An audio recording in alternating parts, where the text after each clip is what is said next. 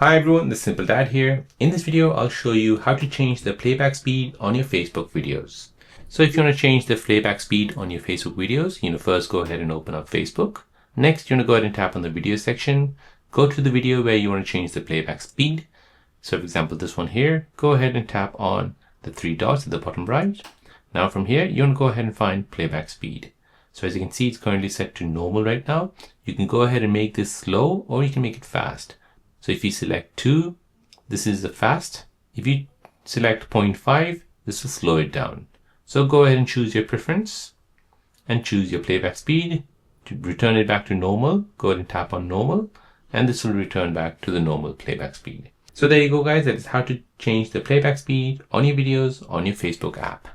If you're new on the channel and you want to find out more about your iPhone, your Android phone, or any other social media apps, then don't forget to subscribe to this channel to become a part of the Simple Dad community.